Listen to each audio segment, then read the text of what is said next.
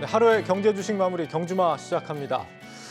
지금부터 매수 들어가라라는 전문가들이 주말 사이에 좀 부쩍 많아진 것 같습니다. 때마침 우리 증시에 한바탕 몰아쳤던 이 폭풍우도 소강 상태에 접어든 상황이긴 한데 정말 증시가 반전할 때가 된 건지 지금 시점에 오히려 더 고민이 많아지는 시기인 것 같습니다. 이 세 분께 한번 생각을 여쭙고 싶은데요. 세 분 나오셨습니다. 세 분 어서 오세요. 네, 안녕하세요. 네, 오늘 짝 뭐 이렇게 막 잘 나가는 것도 아니고요. 네. 좀 못 나가는 것도 아니고 어떤 상황입니까 지금?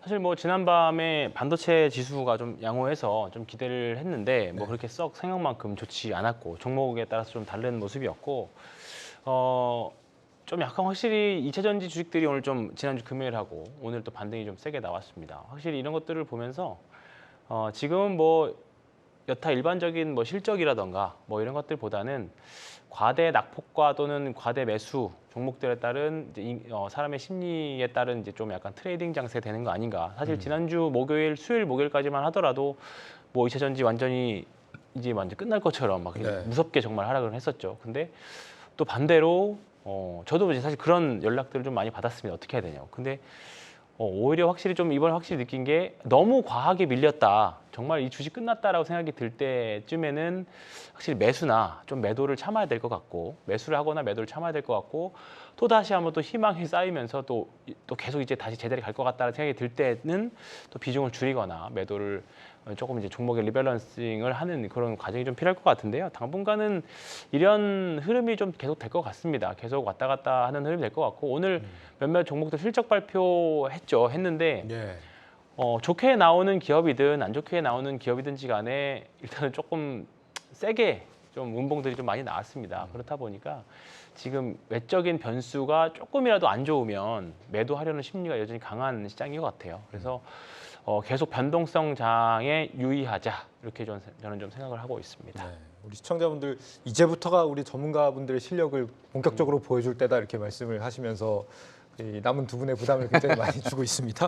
지금 뭐 지수는 올라가는데 외국인들이 막 들어오고 그런 시장은 아닌 것 같더라고요. 그렇죠. 뭐 지금 뭐 10년물 국채 금리에 대한 이슈가 상당히 있었고요. 지금 뭐 지정학적 악재도 여전히 지금 남아 있는 상태에서 이스라엘 하마스 전쟁에 따른 뭐 여러 뭐 전면전이냐 뭐 이런 얘기도 좀 나와 있는 상태고요.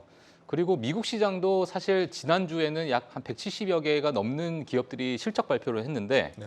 이번 주가 정말 또 중요합니다. 예, 물론 FOMC도 뭐 뒤에 가서 제가 말씀드리겠지만은 그런 부분이 있고 그다음에 애플에 대한 실적 발표도 분명히 남아 있고 이러다 보니까 그리고 이제 이번 주에 사실 미국 기업 같은 경우에는 한 450개에서 한 500여 개 정도 되는 그 기업들이 또 실적 발표가 많이 있거든요. 가장 피크인 한 주가 될 거기 때문에 우리나라 국내 증시도 마찬가지로 미국 증시에 따라서 약간은 좀 영향을 받을 수밖에 없는 그러다 보니까 약간 지금 시장이 어수선한 느낌이 좀 있는 것 같아요. 맞습니다.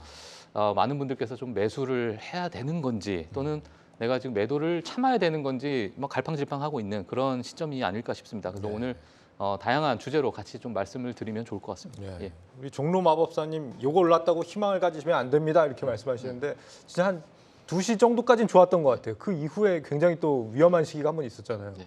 올랐다가 좀 밀렸다가 네. 오후에 다시 조금 오르긴 했는데 오늘 코스닥 거래 대금이 4조 6천억 나왔거든요. 그거밖에 안 돼요? 예, 처음 봤어요. 네. 일단 올해 내에서는. 네. 뭐 잘 나갈 때 우리 7월 달에 기억하시죠? 20조, 30조 나왔었던 거. 그렇죠. 예. 그러면 고점 대비해서 거의 5분의 1 토막이 난 건데 그거에 대한 시장이 그런 것 같습니다. 무슨 얘기냐면 사실은 현장에서는 그런 얘기를 많이 합니다. 오늘 1.1% 코스닥이 플러스인데 이거 올라봤자 무슨 의미가 있겠느냐. 그리고 거래가 들어와야지 찐 바닥임을 알고 사실은 1.1% 올라서 지난주에 우리가 무섭게 빠질 때는 제발 플러스만 내라라고 생각을 했는데 막상 그런 불협화음이 좀 줄어들고 오르기 시작하니까는 이 정도에서는 바닥이 아니다라는 거 그러는 거예요. 일반적으로 개인적으로 봤을 때는 4%에서 5% 정도의 코스닥이 강한 드라마틱한 상승이 나와야지 거기서 바닥이었다고 얘기를 하는데 일단 그렇지 않지 않습니까? 그리고 거래대금도 안 나오고 개인적으로 봤을 때도 아침에 뭔가 매수를 하셨던 투자자분들도 오후에 넘어서 점심 먹고 와가지고 아예 아닌 것 같다고 다시 파시는 겁니다. 지금 그런 현상들이 빠지는 날에는 감히 매수하라는 생각도 못하고 오늘처럼 오르는 날에는 조금 들어갔다가 또 다시 매수를 포기하고 이런 식의 반응이 계속되고 있고 그거에 대한 그 내용이 지금 거래 대금으로 나오고 있는데 일단 봤을 때 근데 그 신용잔고 있잖아요. 신용잔고가 17조 4천억까지 빠졌거든요. 그러면 20조 이상까지 갔던 신용잔고가 거의 2조, 거의 3조까지 빠진 겁니다. 그러면은 빠질 만큼은 빠졌어요. 참고로 최근에 시장 빠질 때 올해 초 시장 신용잔고가 17조대였으니까 올 초까지 빠지려면은 더 빠져야 된다. 18조 때 그런 얘기가 나왔었거든요. 예. 그러면은 그런 부분까지 일단은 시장이 반영을 한 건 맞다. 여기서 필요한 거는 뭔가 다른 매크로적인 트리거 혹은 전쟁에 대한 약간 휴전에 대한 트리거 여러 가지 조금씩이 나와야 되는데 그게 아직 오늘 시장에 나오지 않았고 지난주에 나오지 않았고 이런 부분들 때문에 일종의 실망 매물이 좀 나오고 있는데 만약에 그렇게 진짜로 안 좋게 된다면은 오늘도 오르면 안 됐었거든요. 그런데 올랐다 하면 어느 정도는 바닥 혹은 많이 빠진 거가 반영된 수준이긴 하니까는 일단 시장을 조금 지켜보면 어떨까 말씀드릴 수 있겠습니다. 신용잔고만 보면 빠질 만큼 빠진 상황이다라는 말씀을 주셨네요. 이스라엘 분쟁은 지금 2단계에 진입했다라고 네타냐후 총리가 지금 밝히고 있습니다. 보니까 이게 뭐 3단계까지가 있더라고요. 2단계가 이제 지상전에 진입을 하는 거고 3단계는 그 가자 지구를 독립을 시킨다, 점령하지 않고 뭐 이런 플랜인 것 같은데 지상전을 하게 된다는 건 이제 한 석 달 정도는 뭐 최소 간다 이렇게 보통 인식들을 하니까요. 근데 이 이슈가 이미 시장에 반영이 된 건가요? 아니면은 앞으로 뭐가 더 불안해질 뭐가 요소가 있는 겁니까? 뭐 지금 제 개인적으로는 사실 이란에 대한 참전에 따른 그런 이슈 그러다 보니까 이제 유가에 대한 우려 그 부분을 혹시나 건들게 된다면 시장에서는 당연히 이제 영향을 줄 것으로 좀 보고 있는데 네. 지금 월가에서 사실 유가 같은 경우에는 큰 폭으로 빠지긴 좀 힘들다 이렇게 좀 보고 있고 만약에 이게 정말 확전 가능성에 대한 무게를 좀 준다면 150불을 얘기하고 있는 상황이기 때문에 유가의 상승을 그래서 그런 부분이 사실 시장에서는 큰 영향을 줄 것 같은데 방금 뭐 말씀해 주신 것처럼 지금까지의 어떤 흐름은 어느 정도 시장에 좀 반영이 되고 있다라고 저는 개인적으로 좀 보고 있고요. 네. 그리고 지금 최근에 뭐 미국 시장에 여러 이제 조정을 주고 있는 국면이긴 하지만 이게 이스라엘 하마스 전쟁에 따른 조정은 개인적으로 생각하지 않고 있고요. 지금 이제 실적에 따른 뭐 지난주 아마 미국 시장 보셨던 분들 아시겠지만 구글이 정말 9%가 빠졌습니다.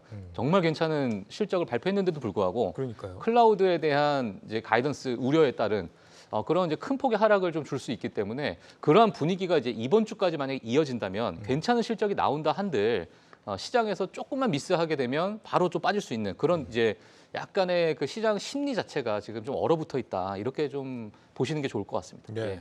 지금 지상전이 되면은 유가가 뭐 배럴당 120달러 간다. 뭐 70년대 오일 쇼크처럼 200달러 넘는다 이렇게 겁주는 표현들 쓰시는 분들이 많이 계시던데 뭐 이게 사실 실제로 현실화될 경우에는 많은 게 달라질 수 있을 것 같아요. 뭐 금리도 더 오르고 그렇죠. 스태그플레이션이 진짜 올 수 있겠죠. 실제 유가가 급등할 가능성을 우리가 지금 경계를 해야 되는 상황인가요? 그냥 아직까지는 말 그대로 경계를 해야 되는 상황인 것 같고요. 확전 여부가 사실 가장 큰 키죠. 사실 지금 시장에서 가장 큰 키를 저는 세 개 정도 보고 있는데요. 하나는 네. 뭐 다 아시다시피 금리고, 두 번째는 전쟁이고, 세 번째는 미국 내년 대선인데 대선은 뭐 아직은 조금 먼 이야기라서 좀 제껴놓고 얘기를 한다라고 하면 지금 당장은 금리가 해결이 어느 정도 되던가. 근데 사실 이 부분은 이번 주 FOMC 지나고 어떻게 코멘트가 나오느냐에 따라서 또 달려줄 수 있기는 하겠지만 얘도 아직은 뭐 기존 논조대로라고 하면 아직은 뭐 조금 계속 그대로 가는 거고. 그러면 당분간의 키는 이제 전쟁인데 말씀하셨던 대로 확전이 돼서 뭐 이게 더 확전이 돼서 유가가 더 올라간다라고 하면 갈 수도 있지만 우리가 우크라이나 러시아 전쟁에서도 보셨겠지만 사실 이제는 거의 뭐 그쪽 전쟁은 우리가 신경도 안 쓰고 휴전한 거나 끝난 것도 아니잖아요. 네. 그렇기 때문에 전쟁 리스크는 이번에도 설사 확전이 된다고 하더라도 일시적으로 유가가 간다고 하더라도 저는 매수 기회라고 일단 생각은 하고 있고 기존 관점에서 크게 벗어날 거 없다고 보고요. 결국은 금리가 시장의 키가 되지 않을까 생각하고 있습니다. 네. 네. 현금 있으면 이제부터 좀 저가 매수 뛰어들어라. 뭐 더 내려가-봐야 2,250이 끝일 것 같다. 뭐 이렇게 말씀들을 많이 하시던데 이미 여러 번 사실 물타다가 지금 지친 분들이 많이 네. 계신 상태거든요. 지금 시점에서 투자 판단 어떻게 해야 된다고 보십니까? 일단 내가 가진 현금은 아껴야죠. 아끼는데 지금부터는 저희 현장 표현으로는 베팅의 영역이라 얘기를 합니다. 정말로 싸게. 왜냐하면은 우리가 PBR 단으로 봤을 때 포워드 PBR이 0.8, 283 정도 나오거든요. 네. 이 정도면 최근 거의 없었던 수준이죠. 그렇게 된다면 해볼 만한 지수대는 맞습니다. 그런데 우리가 이거를 이렇게 할 때 바이더 DB라 얘기를 하거든요. 저점에 사서 내가 큰 수익을 노리려고. 그런데 그 바이더딥을 했던 분들이 지금 힘든 겁니다. 지금 일주일 동안 했는데 안 움직였던 거죠. 과거는요 움직였습니다. 그게 바이더딥을 해서 주가가 올라야 되는데 안 오른 겁니다. 그럼 차이가 뭘까요? 주가가 싼 건 맞는데 그 이후에 우리가 여태까지 생각했었던 패턴과 다를 뿐이죠. 그러면은 달라진 패턴에 어떻게 해야 되겠습니까? 적응을 해야 되는 거죠. 그 적응이 아까 말씀드렸던 그 트리거가 뭐 전쟁이든 금리든 유가든 뭐가 나와야 되는데 기다리고 있는 거죠. 미국도 똑같습니다. 그러면은 이게 상반기와 하반기와 다르게 볼 수 있는데 보세요. 상반기 때는 다 나왔습니다. 안 좋았을 때. 그런데 지금은 하반기니까는 정치적인 불확실성도 있고 네. 혹은 거래 대금도 굉장히 적어지고 그러면은 하반기에 특이성이 되는 거거든요. 그러면은 지금 입장에서는 분할 매수가 맞죠. 맞는데 이게 지금 이런 거죠. 지금 시장 오늘 거래량 떨어진 거 똑같은데 만약에 이제 최근에 많이 빠졌던 그래요. 삼성전기라는 주식이 있습니다. 내가 너무 많이 빠졌어요. 그랬는데 내가 정말로 밸류에이션 하단바로 살라고 샀는데 실적 미스 요만큼 나왔는데 10%씩 빠지는 겁니다. 네. 그런 분할 매수가 의미가 있을까요? 의미가 없는 겁니다. 항상 이렇게 얘기를 하죠. 약간 비겁한 표현일 수 있는데 종목마다 다를 수 있고 섹터마다 다를 수 있고 정말로 더 다릅니다. 지금 입장에서는. 그래서 아예 확인을 하고 들어가는 게 맞습니다. 지금 입장에서는. 그런데 만약에 좀 그거는 이제 종목과 섹터마다 다른 건데 만약에 저는 이렇게 말씀드리고 싶어요. 근데 지수는 다를 수 있다. 지수는 제대로 워킹할 수 있다. 그러면 처음에는 지수 플레이를 좀 하다가 예를 들어서 ETF라든지 기타 뭐 그런 플레이가 될 수 있잖아요. 하다가 시장이 어느 정도 안정화되면은 그때부터 종목 플레이를 들어가는 게 제가 개인적으로 맞다고 생각을 하고 있고요. 이게 우리가 항상 내가 들어갔던 순간이 틀릴 수가 있거든요. 그럼 지금까지 내가 현금을 가지고 매수 안 했던 투자자면 굉장히 신중한 투자자거든요. 그러면은 그분들은요, 내가 틀린 걸 인정할 수도 알아야 됩니다. 그래서 지금은 조금 시간, 결론적으로 밸류에이션 상으로는 좀 싼 종목들은 많고 지수도 싼데 시기가 문제니까는 네. 그거를 녹여볼 수 있는 다른 투자 수단 혹은 나의 포트를 적절하게 꾸며보자가 좀 맞는 것 같아요. 제가 보기에는. 아니, 확실히 요즘에는 뭐 실적 조금만 고꾸라져도 그렇죠. 변동성이 엄청 크고 막 그런 시장인 것 같긴 한데 네. 약간 분할 매수하거나 아니면 뭐 ETF 이런 거 좀 생각해봐라 이런 말씀을 네. 지금 주신 거고요. 팀장님은 어떤 생각이세요? 네, 저도 뭐 100% 동감하고 있는 그런 부분인데 지금 미국 시장도 마찬가지입니다. 뭐 사실 최근에 뭐 실적 발표로 뭐 크게 좀 빠졌던 뭐 알파벳 같은 경우에도 마찬가지인데 지금 알파벳에 보게 되면 정말 지금 오히려 사야 될 구간이다 이렇게 지금 평가하시는 분들이 정말 많이 계시거든요. 네. 예, 그렇기 때문에 그런 부분을 오히려 우리가 이제 밸류에이션을 조금 체크를 하는 그런 구간이 되지 않았나. 그리고 상대적으로 뭐 뒤에서도 말씀드리겠지만은 여러 섹터들 중에 이제 성장주가 조금 올라오게 되면서 필수 소비재 같은 경우 또 상대적으로 많이 빠졌어요. 물론 뭐 코카콜라나 펩시코 같은 그러한 기업들이 마운자로나 아니면 뭐 이런 이제 다이어트 약, 예, 그러한 뭐 부분 때문에 약간의 뭐 악재가 좀 끼면서 노이즈가 좀 발생됐지만 네. 그런 부분이 오히려 또 지금 밸류에이션상 괜찮은 저평가 구간으로 또 보고 있는 분들 많이 계시기 때문에 지금 전반적인 시장을 보셨을 때 만약에 내가 종목이나 이런 것들이 좀 힘들다면 정말로 지수를 좀 플레이하는 게 훨씬 좀 나은 그런 상황이 될 수도 있고 지금 실적 발표에 따른 여러 가지 변동성이 늘 지금 존재하고 있는 부분이거든요. 그리고 FMC도 남아 있는 상태고 그러다 보니까 너무 좀 급하게 뭔가 달려들기보다는 어느 정도 좀 안전적으로 좀 지켜보는 게 좀 좋지 않을까 이렇게 보고 있습니다. 지수 플레이를 두 분 다 말씀을 주시네요. 뭐 어딘가 무너질 때까지 기다려야 됩니다. 이렇게 말씀 주시는 분도 계세요. 이게 왜냐면 저도 사실 그거를 사실 마음속에 계속 두고 있기는 해요. 왜냐면 고금리 환경에서 무언가 터질지 모르는 그 블랙스완적인 상황 때문에 사실 그런 겁니다. 네. 결국은 그런 부분들이 딱 터져야 뭔가 기존의 정책이 바뀌면서 V자 반등도 나올 수도 있고 뭔가 이제 우리가 새로운 활로를 모색해 볼 수 있죠. 그러니까 매를 이런 어떤 이벤트가 나오면 매를 한번 세게 빵 맞고 이제 바뀌는 거가 되는 거고 만약에 그렇지 않다라고 하면 사실 질질질 끌어버리는 그런 상황이 사실 될 수도 있습니다. 그러니까 지금 주식시장 환경이 뭐냐면 주식 투자하려면 종목당 또는 주식 수익률, 기대 수익률이 10% 이상은 돼야지 하는 구간이에요. 왜냐하면 지금 미국 기준으로 미국 국채 수익률이 한 5% 나옵니다. 네. 그죠? 근데 거기다가 이제 여차저차 구해본 리스크 프리미엄이 한 4% 이상이 돼요. 그러면 5 더하기 4니까 9잖아요. 그럼 주식 투자를 했을 때 연간으로 10% 이상은 나와줘야 된다. 그렇지 않으면 별 주식할 필요가 없다라는 생각이 지금 그냥 성격이 된 거죠. 국채에 그죠? 네. 그러면 자산가들 입장에서는 우리가 뭐 사실 금리 환경에 대한 적응을 해야 된다 그 말씀들을 하긴 하지만 어쨌든 우리가 주식을 사가지고 10% 이상 올라갈 수 있을 주식이 뭐가 있을까 해봤을 때 사실 내년도 영업이익 추정치 봤을 때는 사실 쉽지가 않은 거죠. 예. 내년에 우리나라 EPS 추정치가 사실 50% 이상 개선된다라고 하는데 사실 이거 리포트를 다들 읽어보시고 진짜 돼가 되는 상황이거든요. 사실 이거에 대한 의구심들이 아직 지워지지 않은 상황입니다. 결국은 이 의구심이 지워지려면 내년 올해 4분기가 지나거나 또는 올 연말쯤 가서 또는 내년 초쯤 가서 또는 올해 이제 반도체나 수출 동향들을 보면서 아, 이 정도면 현실적으로 컨센서스가 잡혀져야 좀 되기는 하는데 아직까지는 다들 의문점인 상황인 거죠. 그러니까 네. 여러 가지 불안 심리들이 작용을 하다 보니까 거래대금이 안 붙고 매수세가 안 붙고 그런 상황이 되다 보니까 사실 뭐 가치나 이런 거 상관없이 조금 많이 올라가면 팔고 떨어지면 사고 그거의 반복 양상이 좀 되는 것 같다라는 생각이 좀 들고 그리고 지금 지수 때 뭐 2250, 뭐 2300 뭐 선들을 이제 많이 긋고 지금 PBR 0.8배 우리나라 기준으로 하면 싸다 이런 평가들이 있는데 조금 다르게 생각해야 되는 점이 뭐냐면 예. 예전과는 다르게 지금 ROE가 사실 많이 떨어진 상태예요. 왜냐하면 금리가 높아졌기 때문에 몇 년 전에 금융위기 최근에 뭐 2018년 급락했을 때의 0.85배, PBR 0.8배와 지금 0.8배는 확실히 다릅니다. 그렇기 때문에 우리가 조금 눈높이는 아직까지는 낮출 필요는 있다라고 생각이 들어요. 왜 결국은 다른지 말씀해 주세요. 네. 왜 다른 거예요? 그때랑 지금 이제 금리 레벨 자체가 다르기 때문에 이제 기업들이 이제 자기 자본 이익률을 가져갈 수 있는 수익률 자체가 다른 거죠. 그렇다 보니까 요구 수익률까지도 영향을 미치는 거고 그래서 결국은 키는 결국은 금리인 것 같아요. 그래서 이번 주 FOMC를 지나고 나서 어떤 코멘트가 나오느냐 또는 향후에 금리 인하 경로를 어느 정도 가전스를 주느냐. 사실 지금 평균 고금리 상태로 유지했던 게 평균 10달이거든요. 네. 그러면 그렇다 보니까 이제 미국 그 페드와치에서도 10달 이후에 금리 인하하는 걸로 사실 합리적인 베팅이 되어 있는 상태입니다. 그렇기 때문에 결국은 이제 내년까지는 상반기까지는 고생을 해야 되지 않겠느냐 그 상황인데 또 모르죠. 지금은 사실 이런 뭐 객관적인 내용들을 말씀드렸지만 어떻게 변하느냐에 따라서 우리가 또 대응을 또 다르게 해야 되는 부분들이기 때문에 일단은 아직까지는 보수적인 스탠스를 취할 필요는 있는 것 같습니다. 또 뭐 증시는 또 선행한다면서요. 그죠. 뭐 모든 것에 선행하는 게 증시 아닙니까? 네. 또 뭐 기대감을 가져보고 네.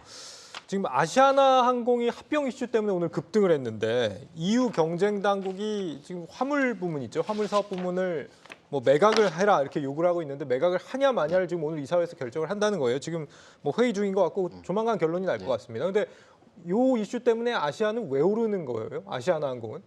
일단 오른 이유는 이벤트성 플레이지 않을까 싶은 거고요. 네. 일단 아시아나 입장에선 부채비율이 높잖아요. 뭐 1,700% 정도 된다고 하던데 대한항공을 합병을 해야지 회사가 큰일이 안 납니다. 그리고 합병이 돼야 되는 건 당연하고 산업은행 입장에서도 당연히 3조 6천억 정도 되는 뭐 공적 자금을 회수를 해야 되니까는 당연히 이벤트 플레이를 해야 되겠죠. 그런데 이런 부분이 맞물려서 계속 하고 있는데 개인적으로 지금 아시아나 항공, 대한항공 이 합병 부분이 한 지가 3년 정도 됐죠.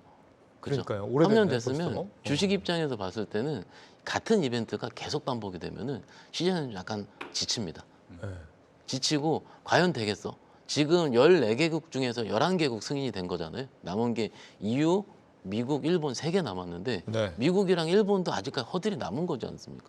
그러면 보유주주 입장에서 힘들어요. 힘든데 오늘 차트 보시면은 종목이 많이 올랐다가 쫙 밀렸을 겁니다. 그러면은 아이고 대부분 빠질 때는 그냥 허탈하게 기다리다가 오르게 되면 이게 어디야 그러고 매도를 하는 거죠. 대부분 저희도 현재 상담을 할 때 일단 많이 오르면 팔자라고 얘기를 하겠죠, 당연히. 그래서 어찌 됐든 이런 주식적인 논리가 좀 숨어 있는데 약간 좀 더 얘기를 하자면은 이게 화물 운송에서 코로나 때 한 1조 이상의 영업이익이 나왔다 하더라고요. 그러니까는 일단은 아시아나항공 입장에서는 만약에 이거를 화물 쪽을 띄워서 주게 되면 빼게 되면 이게 캐시카우가 없어지는 거예요. 안 그죠? 좋은 거네요. 안 좋은 거죠. 그러면 주주 입장에서는 이거 배임이야? 얘기 나올 수도 있는 거고. 굉장히. 그래서 이러지도 저러지도 못하는 상황이 지금 아시아나항공의 지금 현실일 겁니다. 빨리 매각이 돼서 부채 비율을 낮춰야죠. 살아나려면은. 그런데 캐시카우를 띄래니 빼래니 이게 헷갈리는 거죠. 네. 그럼 주가 입장에 이게 호재입니까 악재입니까? 저는 모르겠어요. 그러네요. 그러면은 지금 입장에서는 시장 참여자들이 이것도 있어? 아마도 일단 느낌적으로 봤을 때는 이게 이사가 6명 중에 4명이 찬성을 해야 되고 그러면 이게 어찌됐든 이벤트가 빨리 끝나야 되니까는 참여를 시키고 찬성을 하게 된다면 호재를 받아들이기 직전이니까는 이벤트로 들어가게 되는 거죠. 지금 거래량 보면은 작년 11월에 최대 거래량이 나왔어요. 근데 윗거리고요. 근데 아직 결론이 난 게 없습니다. 오늘 2시부터 하고 있죠. 그러면 끝나서 만에 나오게 된다면은 뭐 오늘이든 내일이든 나올 텐데 어쨌든 이런 여러 가지 재반 설명 자체가 하나 이벤트 플레이가 돼서 대한항공과 아시아나를 같이 배팅이 들어간 거고 여기서 이제 결론이 어떻게 되든 간에 잘 나오든 안 나오든 근데 여기서 결론이 잘 나오든 안 나오든 결론이 날 수 있겠습니까? 어제도 3개국 더 남았는데 아직은 좀 시간이 남은 거거든요. 그러면은 새로운 뉴스가 될 겁니다. 내일도. 그래서 조금 시간적으로 좀 봐야 될 것 같고요. 일단 제일 좋은 거는 항공 업황이 좋아져야 되겠죠. 나온 김에 항공 업황 최근에 나온 거 말씀 좀 드리자면 유가가 이제 그러니까 3분기 지금은요 다 필요 없습니다. 3분기 실적 봐야 됩니다. 3분기가 9월 달까지잖아요. 7, 8, 9니까. 근데 9월 달 임박해서 바짝 올랐어요.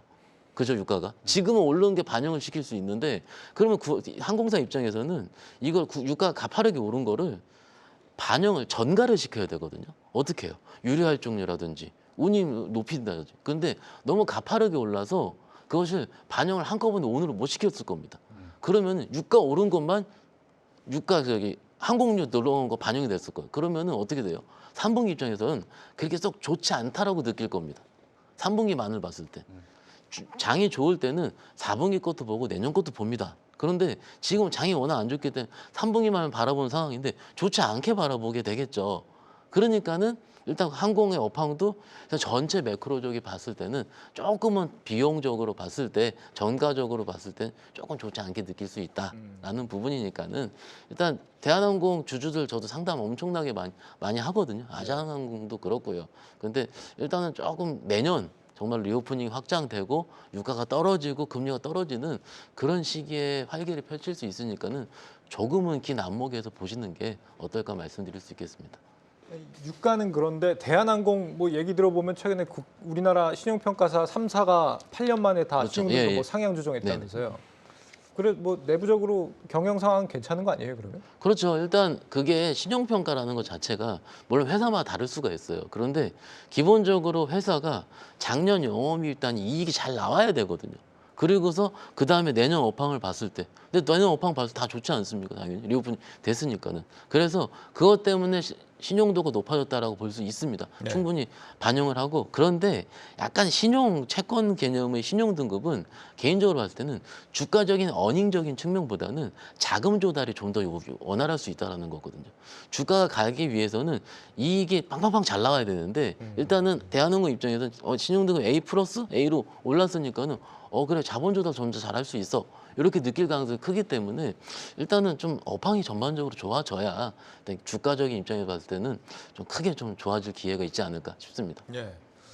그런데 요즘 이 중국 리오프닝 관련주 같은 경우는 주가 흐름이 좀 이상한 것 같아요. 그러니까 어떤 거는 굉장히 좀 잘 나가고 어떤 건 또 못 나가고 뭐 그런 상황인 것 같은데 호텔 신라 오늘 10% 넘게 급락하면서 52주 신저가 지금 냈습니다. 3분기 실적이 엄청 안 좋게 나왔다던데. 예, 맞습니다. 지금 뭐 전년 대비해서 71%가 빠지는 영업이익을 좀 달성했다. 77억 원을 좀 보여줬죠. 네. 뭐 정말 일각에서는 야 이래서 우리 직원들 월급 줄 수 있겠냐 이런 얘기가 나올 정도로 정말 너무 큰 폭의 이제 하락을 좀 보여줬던 부분이 있는데 뭐 사실 앞서서 말씀드린 것처럼 여러 항공업이나 여러 업황 그러니까 리오프닝과 같이 연결되어 있는 그런 업황에 대한 개선이 지금 생각보다 너무 좀 지지부진하다 이렇게 좀 볼 수 있을 것 같고요. 예 그리고 지금 현재는 운영 관련해서 고정비가 많이 증가한 영향이 좀 있고 지금 뭐 재고가 또 많이 쌓여 있는 그런 부분 때문에 지금 일시적으로 어느 정도 좀 영향을 줄 수 있겠지만 4분기 또는 내년 상반기까지 해서는 이 부분이 어느 정도 좀 해소가 될 것이다라는 좀 희망적인 얘기도 좀 있기 때문에 그런 부분은 우리가 이제 중국의 어떤 수요 그리고 국내의 어떤 면세점의 어느 업황의 개선 이런 부분을 좀 같이 우리가 지켜봐야 또 판단할 수 있는 영역이 될 수 있을 것 같습니다. 재고를 조정하느라 그런 거란 말이에요. 지금 뭐 중국 국경절 연휴도 있었는데 뭐 별로 반응이 없었다 그러던데 단체 관광객이 뭐 생각보다 우리나라 국경절 연휴에 많이 안 들어왔다는 얘기도 있고요. 뭐 그것도 있고 일단 중국인들이 들어오는 거에 앞서서 따이공이 들어왔지 않습니까? 그래서 기존의 재고를 그러니까 중국인 들어온 거에 맞춰서 재고를 쌓았던 걸 해소를 하고 신규를 갖고 왔는데 거기서 비용이 발생했다고 합니다. 그 비용이 뭐 최근에 봤을 때 한 200억에 300억 정도 사이가 되니까 그 비용만 하더라도 꽤 크거든요. 이익이 77억 나왔어요. 근데 기존 컨센 대비해서 90% 마이너스. 그러면 굉장히 이익을 높게 잡았던 거죠. 사실은 호텔신라 추적해 분들은 기억을 해보시면 2분기 때 기억하세요? 2분기 때가 최고 이익률 달성을 했습니다. 그러면 3분기 때도 리오프닝 앞두고 나서 중국인들 온대. 그러면은 실질적으로 그 추정을 좀 더 3분기를 더 많이 했을 거거든요. 그런데 기존에 했던 추정치보다 너무 안 나온 거죠. 그러니까는 많이 빠졌어요. 근데 레포트라든지 기사 종합을 해보면 내년은 굉장히 좋거든요. 외형 규모는 눈높이에 부합을 했지만 내년은 굉장히 당연히 좋아지지 않겠습니까? 그런데 이 내년 거래 반영을 못하는 겁니다. 기술적으로 호텔신라 보시면은 내년은 없는 것 같아요. 봤죠? 오늘 지금 11% 빠졌고요. 장중에 거의 몇 프로입니까? 장중에 15%까지 빠졌으니까는 이 정도면은 거의 무슨 약간 크레딧 리스크가 난 것처럼 주가가 빠진 거예요. 정말 호텔신라 주주분들 오늘 많이 놀라셨고 최근에 호텔신라 들어가신 분들도 꽤 많은 걸로 알고 있습니다. 왜냐하면은 최근에 트렌드 자체가 반도체 올랐으니까 난 못 들어가겠고 그나마 리오프닝은 미리 추석 이후에 많이 다 빠졌기 때문에 리오프닝 들어가자 했거든요. 그러면 호텔신라 차트도 거의 바닥권이고 7만 원대 많이 들어가셨습니다. 근데 여기서 크게 맞아버리니까는 주가 입장에 되게 놀란 거죠. 엄청나게. 근데 요거를 제 개인적으로 봤을 때는 최근 3분기 혹은 장이 안 좋을 때 나오는 굉장히 특이적인 현상입니다. 왜냐하면 매수가 없습니다. 그리고 대부분 최근에 들어가신 투자자분들 기억을 해보세요. 올해 보셔서 들어가신 투자자분이 아니고요. 대부분 내년에 좋아지지 않겠어 하고 들어가신 투자분일 거거든요. 그러면 오늘 매도가 없는 그분들은 매도가 없는데 일단 기관이라든지 외국인 매도가 크게 나오기 때문에 매수로 받쳐줄 수가 없는 거죠. 그래서 좀 아쉬운 상황입니다. 내년 추정치를 내년 실적, 내년 좋아진 거를 시장에 충분히 반영을 해야 되는데 지금 장이 너나 어렵기 때문에 반영하지 못한 이런 현실 빨리 거래대금 늘어나야 되고 빨리 시장 좋아져야 됩니다. 답답한 현실이겠는데요. 근데 그 내년에 좋아진다고 말씀을 주셨는데 중국 경제가 좀 어렵지 않아요? 내년 좋아지는 거 맞습니까? 호텔신라로 여쭤보시는 건가요? 네. 저는 사실 호텔신라는 중국보다는 내년에 이제 관광객들이 많이 들어오는 거. 그러니까 결국은 호텔신라는 면세점 사업이 주요 매출이잖아요. 그러면 결국은 입출객 수가 관광객 수가 많아야 됩니다. 여객 수가 많아야 됩니다. 결국 앞에 우리가 얘기했었던 대한항공하고도 연동된 이야기긴 하는데 지금 내년도 추정치도 봤을 때 우리가 한류 2013년에서 15년 그때 당시에 월 평균 관광객보다 내년도에 월 평균 관광객이 더 많이 들어올 걸로 예상을 지금 일단은 하고는 있습니다. 왜냐하면 그동안에 이제 우리나라 K-팝이라던가 이제 우리나라 문화에 많이 알려진 부분들도 좀 있고 이제 본격적으로 관광객들이 들어오는 것들이 좀 있죠. 근데 그때와 지금 달라진 게 뭐냐면 그때는 중국인 관광객들이 주요였다면 이제는 굉장히 좀 국적이 다양해졌습니다. 그래서 사실 저도 호텔신라를 굉장히 좀 긍정적으로 사실 보고 있는 종목 중에 하나였습니다. 근데 오늘 일단은 실적이 뭐 안 좋았던 거는 맞지만 이 정도까지 과연 타격을 받을 수 있을 자리였나 그 생각이 좀 들기는 해요. 그래서 사실 제가 이런 이제 하락 추세에 있는 종목들은 꽤 보수적으로 대응하는 게 사실 이런 부분들이 때문이거든요. 그러니까 떨어질 때 사서 이제 이게 반등을 하면 정말 드라마틱하고 내가 바닥에서 사고 발바닥에서 샀다 그런 쾌감을 느낄 수도 있는데 시장이 조금 불안정할 때는 정말 작은 악재에 또 정말 민감하게 반응하는 게 이제 하락 추세인 종목들이거든요. 그래서 사실 저는 조금 오늘부터는 조금은 이제는 좀 사봐도 되지 않을까 그 생각이 좀 들기는 합니다. 왜냐하면 개파락도 생각보다 세게 나왔고 뭔가 이제 당분간은 실적이 안 좋아지기보다는 이제는 좀 개선되는 폭들이 뭐 이번에 실적이 좀 눈높이가 높았던 점은 좀 있긴 하겠지만 이렇게 되면 올 4분기나 내년도 실적에 대한 추정치들이 조금은 이제 현실화될 수 있겠죠. 그렇게 되면 지금보다는 조금 더 올라가지 않을까 그 생각을 좀 하고 있어서 호텔신라 지금 뭐 가지고 계신 분들 보면 최근에 사신 분들보다는 정말 2015년대부터 갖고 계셨던 분들이 사실 좀 많으십니다. 그때 못 팔아서 지금까지 계속 계셨던 분들. 근데 그 와중에 뭐 코로나 겪고 한번 고생했다가 이제 좀 올라가나 싶었는데 이번에 다시 한번 또 고생을 하는 건데 이제는 저도 한번 이제 돌아가면 이제 저도 이제 이번 주에 가지고 계신 분들한테는 이제는 조금씩은 분할 매수해봐도 되지 않겠느냐. 어. 예, 그 생각을 좀 계속 하고 있습니다. 그럼 LG 생활건강도 네. 마찬가지 아닙니까? 거기도 3분기에 어닝 쇼크 나오긴 했던데 네. 좀 희망을 가져봐도 되는 단계예요. LG 생활건강은 컨센 대비해서 재계율 한 20% 정도 덜 나왔고요. 네. 똑같이 그 레포트 제목이 기억이 나는데 일단 너무 그 기대가 과했다라는 거죠. 기대가 과했고 사실은 내용을 좀 안에 디테일하게 열어보면은 우리가 LG생활건강 대변되는 브랜드가 후 있지 않습니까? 네. 그래서 9월 달에 더 후를 리브랜딩을 했다고 합니다. 리브랜딩을 하면 기존에 백화점에 있는 나열되어 있는 거를 다 뜯어 고치고 다시 리오프닝을 다시 했겠죠. 그러면 뭐가 발생하죠? 비용이 발생을 하죠. 그래서 9월 달 3분기에 중국에 있는 중국 사업부 자체가 적자 전환했다고 해요. 그런데 대부분 우리가 추정치를 줄 때 중국 추정치를 굉장히 좋게 줬거든요. 그런데 기존의 대부분 투자자분들은 조금 이렇게 생각을 했을 겁니다. 더 후 브랜드의 어떤 평가, 브랜드의 어떤 위치가 있는지, 예를 들어서 지금은 인디 브랜드가 온라인에 굉장히 잘 팔리는 시기인데 네. 그것이 부합이 됐는지라든지 이런 부분이 약간 의문시에 생각할 수 있을 거예요. 결론적으로 굉장히 많은 기대를 했었다가 그것이 그 중국 사업부가 적자로 전환이 됐고 그리고 합쳐서 해외 합산해가지고 300억 정도 영업 적자가 나왔다 하더라고요. 물론 영업이익 같은 경우는 1,200억 정도 흑자가 나오긴 나왔습니다. 네. 근데 우리가 기대했던 부분이 안 좋게 나온 거고 미국 쪽 같은 경우도 구조조정 같이 이어지면서 여러 가지 비용이 좀 나왔다라는 부분이에요.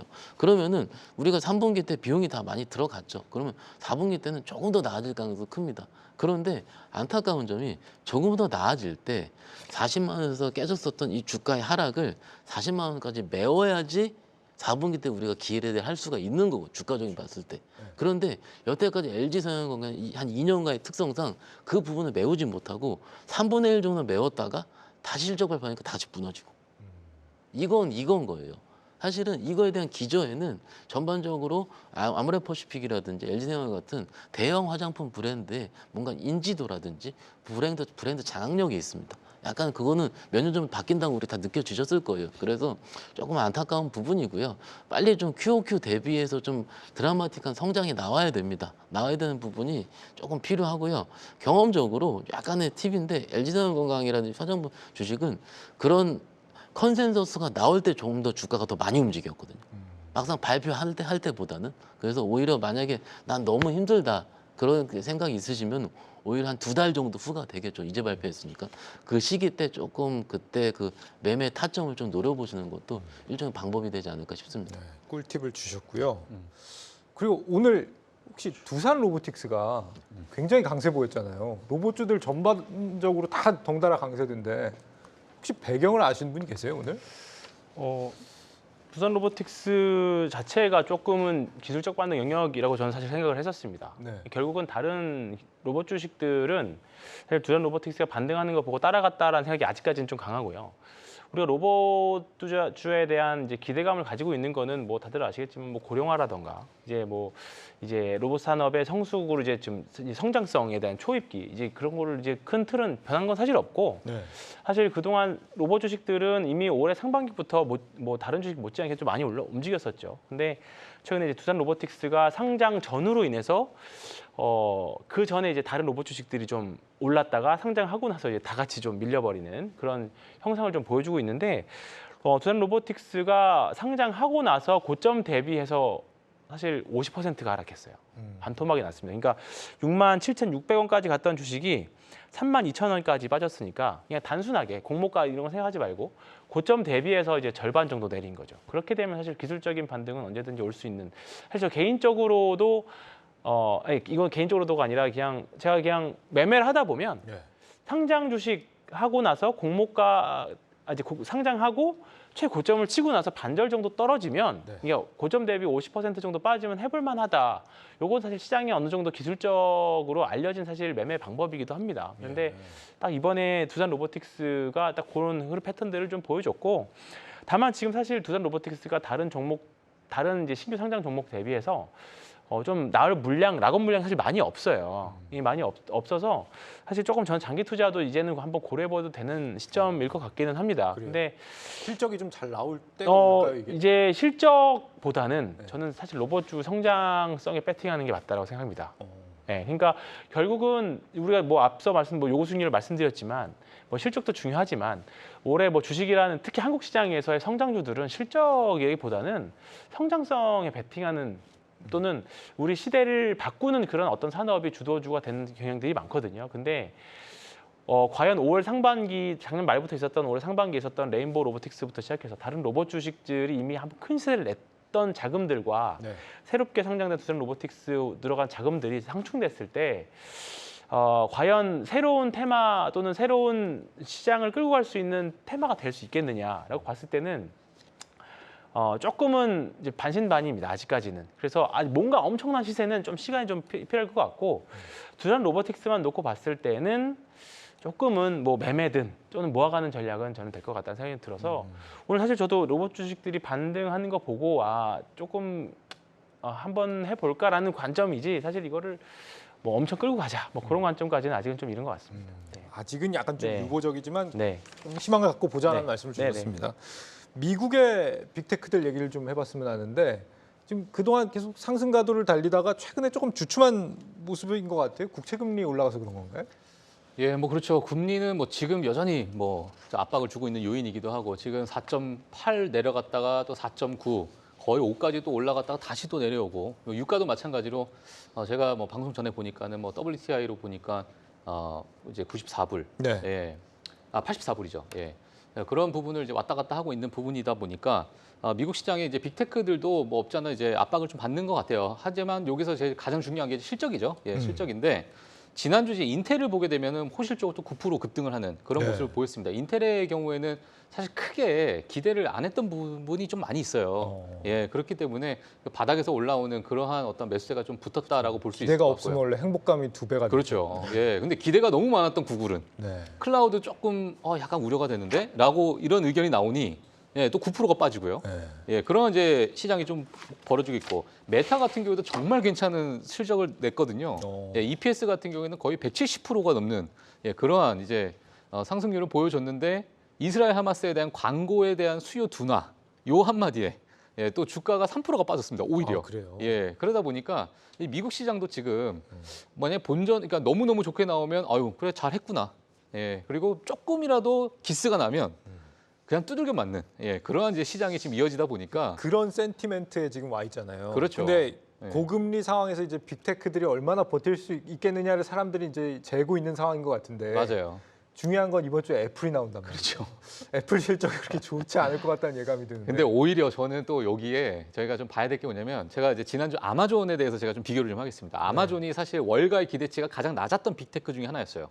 하지만 뭐 AWS 클라우드에 대한 어떤 성장성 그리고 여러 이제 매출적인 부분이 급등을 이제 3배, 4배씩 영업이익이 나왔으니까 YOY 기준으로요. 그러다 보니까 시장에서는 또 확 쏠리는 이제 현상이 좀 벌어졌거든요. 근데 애플이 물론 지금 계속 나오고 있는 노이즈가 뭐냐면 중국 실적에 대한 부진, 네. 예, 중국에서 아이폰이 안 팔릴 것이다라는 얘기가 워낙 지금 많이 나오고 있는 상황이고 지금 중국 내에서 뭐 화웨이의 점유율이 이미 뭐 애플을 앞섰다 이런 얘기도 지금 나오고 있는 상황이다 보니까 여기 또 아이폰 15를 또 뭐 많게는 한국 돈으로 보면 한 27만 원 정도 할인해서 팔고 있습니다.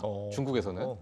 예, 이러다 보니까 중국이 물론 아이폰 시장의 아이폰 매출의 20%를 차지하는 너무너무 큰 시장이다 보니까 아주 뭐 극단적인 어떤 전략을 지금 선택하는 것이 아닌가 이런 생각이 들어서 물론 이제 시장에서는 이런 우려 때문에 애플이 좋지 않겠느냐, 안 좋은 실적이 나오지 않겠느냐 이렇게 보고 네. 있어서 좀 지켜봐야겠지만 혹시나 이런 기대보다 조금은 괜찮으면 또 오히려 오히려 기대가 없기 때문에. 그렇죠. 이러다 보니까 이런 부분이 오히려 또 시장을 또 화색에 돌게 할 수 있는 그런 요인으로도 좀 볼 수 있다 정도 제가 말씀드릴 수 있을 것 같고요.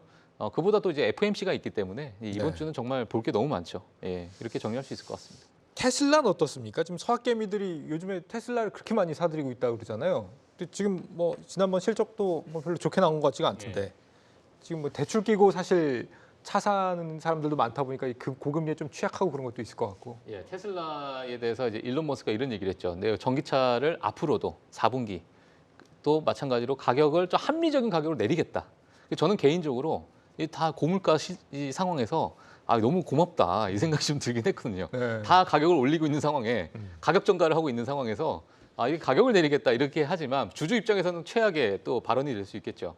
지금 사실 가격을 내리면은 그에 따른 수요 탄력성이 붙어야 되는데 이런 부분이 지금 전혀 연결 미스매치가 되고 있다 보니까 실적으로는 정말 악화되고 있고 예전에 정말 높았던 영업이익률이 17%대로 떨어지고 있고 그러다 보니까 뭐 기존에 있는 자동차 산업과 뭐가 다르냐 이게 뭐 빅테크의 흉내를 내는 뭐 이런 정말 말도 안 되는 이야기까지만 나오고 있는 상황인데 네. 사실 다른 기업에 비해서 테슬라가 성장 동력을 좀 많이 갖고 있다고 좀 보고 있어요. 그 중에서 뭐 도저 컴퓨터가 될 수도 있고 도저 이제 칩이 될 수도 있고 그 외에 뭐 휴머노이드 로봇도 될 수 있고 뭐 스페이스 X나 여러 가지 그런 성장 동력이 될 수 있는 부분은 많기 때문에 뭐 지금의 어떤 저점이라고 생각 드신 분들이 매수를 많이 들어간 그런 상황이 아닐까 이렇게 좀 보고 있고요.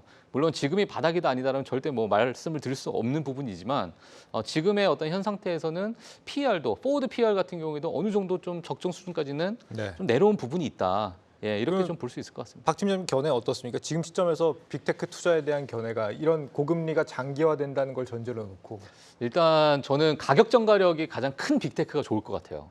예, 그 가격 전가력이라는 것은 앞으로 좀 경기 침체가 정말 오더라도 우리가 정말 살 수밖에 없는 그러한 부분인데 사실 자동차 같은 경우에는 네. 그런 부분에서 좀 제외될 수 있는 품목이기 때문에 네. 오히려는 뭐 알파벳이나 마이크로소프트가 어찌 보면 가격 전가력에서는 뭐 가장 크지 않을까라는 생각이 좀 들긴 합니다. 예. 가격 결정력을 갖고 있는 기업들. 그렇죠. 근데 재밌는 점은 투자가 지금 양극단으로 좀 몰리는 것 같다는 거예요. 이런 빅테크로 몰리는가 하면 예. 다른 한쪽에서는 코카콜라 아까 말씀하신 것처럼 이렇게 필수 소비재 사실 이게 공존할 수 없는 거 아닌가요? 기술 성장주하고 예. 경기 방어주잖아요. 맞습니다. 최근에 필수 소비재가 정말 많이 빠졌는데 정말 재밌는 게 뭐냐면 코코아 선물 시장이에요. 코코아 선물 시장. 코코아 선물 시장이 44년 만에 최고치를 찍었습니다. 네. 근데 이제 코코아 시장 같은 경우에는 이 계약 기간 자체가 좀 장기간으로 계약하는 게 많기 때문에 이런 부분이 가격에 이제 전가되는 데까지는 걸리는 시간이 아마 내년 상반기로 보고 있거든요. 자, 그렇게 되면 우리가 옛날에 기브미또 초콜릿도 그 있잖아요. 초콜릿 달라고. 네. 그게 내년에 나올 수 있는 그런 용어가 될 수 있습니다. 예, 그래서 내년에 초콜릿 가격이 정말 올라갈 것이고 만약에 지금의 어떤 선물 가격을 그대로 반영한다면 그러면 이제 그에 따른 많은 필수 소비재 기업들이 이런 가격 전가의 어떤 영향에서 좀 수혜를 받지 않을까라는 그러한 뭐 생각도 좀 하고 있습니다. 예. 미리 좀 사놔야 되나 싶기도 하고. 예.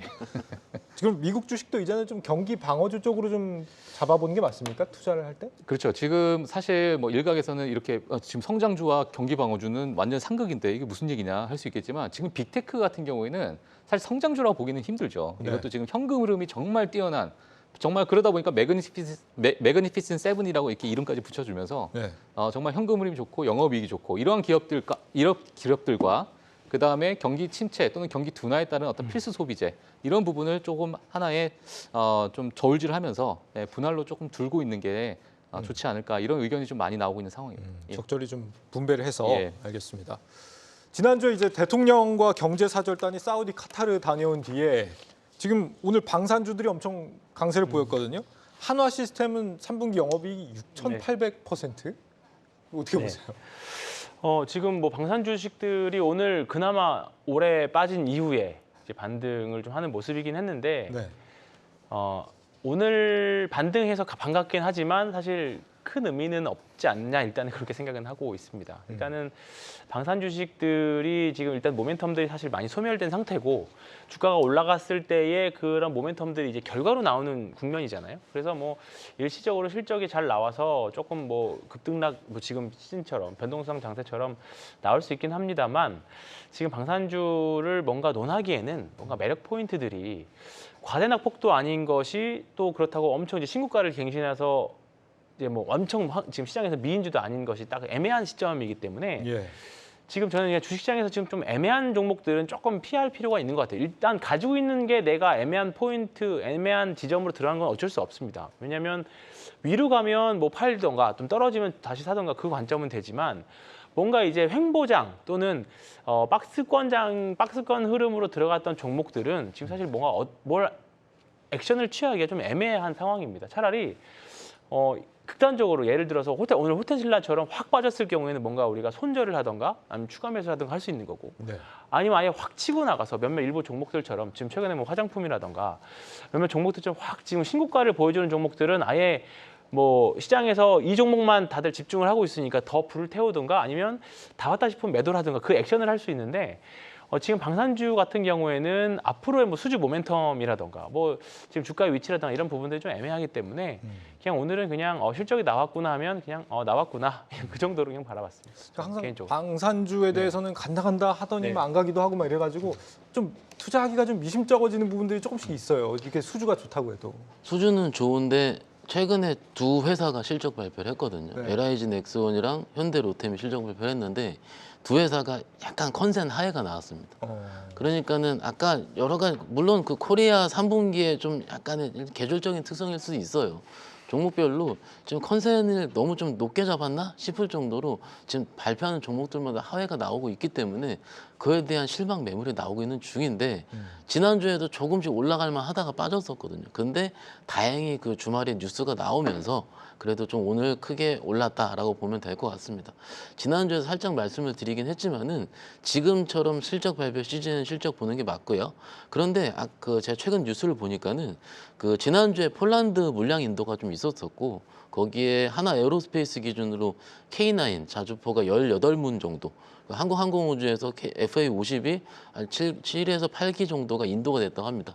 그러면 이번에 들어간 거잖아요. 예. 그러면 4분기 실적은 좋아요.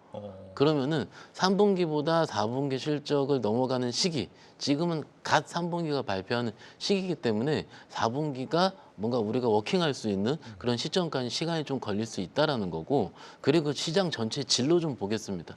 지금 만약에 시장에 돈이 엄청나게 많다고 칠게요. 그러면은 어느 섹터 먼저 돌까라는 생각을 해요. 그러면은 방사는요, 이벤트성 플레이 물론 좋긴 좋지만 그래 올해 그 굉장히 좀 많은 수주가 있었기 때문에 이익으로 발현되는 수치 같을 경우는 아마 내년이 되지 않을까? 그러면 저 같으면 내년에 조금 볼 것 같아요. 그런 식으로 실적 어닝이 좀 애드되는 시기가 조금씩 섹터별로 다르고 지금은 뭔가 우리 여러분이 좋아하는 섹터가 있을 겁니다. 그 섹터로 조금 더 집중되는 시기인 것 같거든요. 그래서 지금보다는 내년 훨씬 더 나을 겁니다. 하지만은 지금은 여러 가지 그 실적이 발현되는 순간보다는 결과치를 바라보는 순간이기 때문에 네. 결과치를 조금 확인하자라고 보는 게 일단 맞을 것 같습니다. 예. 우리 시청자 골드여신님 현대로템은 안 가네 하면 가요 이렇게 그 말씀하시더라고요. 맞아요. 그게 저도 로템을 매매하다 보면은 네. 조금 지칠 때쯤에 한 번씩 시수주가 크게 나오면서 크게 솟는 주식이거든요. 이게 우리 골드현신님께서 잘 얘기를 해주셨는데 이 각 섹터별로 그 섹터 안에 종목별로 말이 좀 나와서 드린 말씀인데 LIG 넥스원 같은 경우 개인적으로 봤을 때는 실적이 좀 잘 가는 종목. 그리고 항공우주 같은 경우는 그 다음에 가는 종목. 혹은 현대로템 같은 수주가 크게 나오는 종목 이런 식으로 각 투자자별로 종목마다 그 특징이 있거든요. 오히려 지금 시기에는 그 특징을 잘 볼 필요가 있습니다. 실적 발표 때 볼 종목 이런 식으로 좀 지금 이런 식의 좀 스터디 하신다면은 예. 다음 발표 시기 때 도움이 되지 않을까 싶습니다. 듣고 보니까 우리 시청자 단풍님 말씀 본인이 잘하는 걸 살려서 하면 최고가 되는 것 같아요. 정확하십니다. 정확하게 딱 예. 그게 지금 맞는 맞습니다. 타이밍이 예. 된 것 같습니다. 시간이 좀 남았나요? 한 20초 정도, 2분 정도 남았다 그래요. 이제 FOMC 기다리고 있습니다. 금리와 이제 동결이 우세하다 그러고 파월의 어떤 멘트를 좀 주목해서 봐야 되는 건지. 예. 시장 금리가 지금 이렇게 치솟아 있는데. 예, 뭐 간단하게 말씀드리면 지금 뭐 GDP 발표가 이제 4.9%가 나왔잖아요, 지난주에. 그때가 나오고 나서 지금 패드워치 툴 보니까 11월 달은 지금 동결이에요. 99%. 근데 12월 달에 없었던 인상, 25bp 인상이 지금 20%까지 올라갔습니다. 예, 그러니까 이제 미국 이제 경제가 너무 좋다라는 그런 부분에서 야 이거 12월에 또 금리 인상하는 거 아니야라는 이제 그런 의견이 다소 지금 좀 들어간 부분이 있는데 이번에 FMC는 어느 정도 좀 교과서적인 얘기를 하지 않을까. 그렇지만 시장에 이렇게 크게 뭐 압박하는 그런 류의 어떤 발언을 하지 않을 것으로 좀 예상을 하고 있다. 저는 이렇게 좀 보고 있고요. 예. 뭐 시장은 지금 현재 뭐 CNN 피어 앤 그리드 보게 되면은 지금 극도의 공포 구간입니다. 예, 그만큼 이제 조정을 주고 있기 때문에 시장의 심리 상태는 좋지 않은 그러한 상황이다. 이렇게 좀 말씀드릴 수 있을 것 같습니다. 그럼 FOMC가 큰 변수가 아니라면은 네. 이번 주 뭐가 제일 변수일까요? 뭘 이번 주요. 주목해서 이제 보고 종목별로 이제 실적 발표하는 이제 시즌이잖아요. 네. 오늘 보면 최근에 사실 몇몇 기업들 오늘 호텔신라도 있었지만 삼성 엔지니어링도 그랬고 LG전자도 그랬고 삼성전기도 그랬고 지금 사실 실적이 썩 그렇게 이 정도로 할 일인가 사실 그에 비해서 좀 약간 실적 발표에서 파급 효과가 좀 더 세게 나오고 있는 구간입니다. 그러니까 지금 저는 뭐 실적도 실적이지만 계좌 관리, 리스크 관리를 각자 하시는 게 저는 가장 좋은 구간인 것 같습니다. 필요한 구간인 것 같습니다. 네, 올 들어 단풍이 절정에 이르는 시기가 조금 더 늦어지고 있다라고 하죠. 뜻밖의 기상 이변이 찾아온 우리 증시 상황도 마찬가지로 온전히 회복하는 데에는 조금 더 시간이 필요하지 않을까 싶습니다. 유비무환의 자세로 임하시죠. 내일 뵙겠습니다. 고맙습니다.